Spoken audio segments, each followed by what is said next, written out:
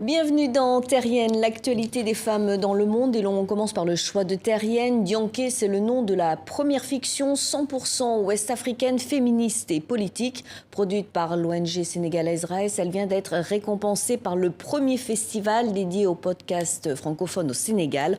On y suit le parcours d'une jeune femme engagée qui se lance en politique. Écoutez.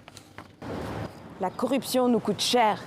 Je n'accepte pas que nos frères, nos maris, nos familles partent dans des pirogues juste parce qu'ils ont le sentiment que leur pays les étouffe. Je suis une femme.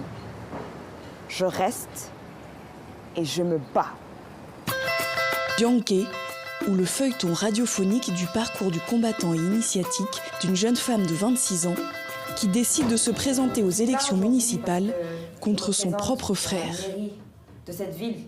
Ils pensent que je suis trop jeune pour avoir mon mot à dire, trop femme pour être censée, trop de la rue pour occuper des fonctions dans un bureau.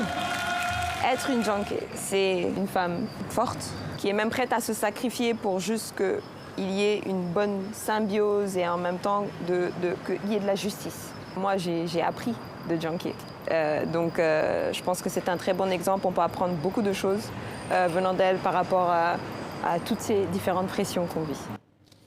Notre coup de griffe maintenant, la crise de la Covid-19 n'a fait que creuser les inégalités salariales entre les femmes et les hommes en France. Depuis le 4 novembre à 16h16, à travail égal et en se basant sur les jours ouvrés, les femmes travaillent gratuitement jusqu'à la fin de l'année. Nos consoeurs des Glorieuses, newsletter féministes, lancent l'alerte derrière ce mot, dièse 4 novembre 16h16, avec une pétition en ligne. Elles réclament un plan de relance économique féministe prenant en compte les difficultés des femmes en première ligne de la crise sanitaire.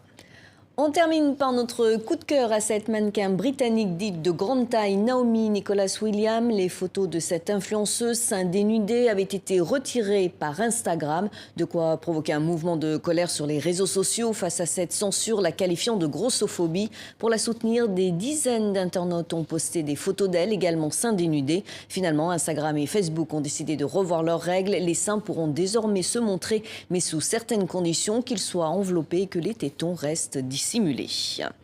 C'est la fin de votre émission Terrienne. Je vous donne rendez-vous sur notre site internet et sur les réseaux sociaux. On se retrouve la semaine prochaine. À très bientôt sur TV5 Monde.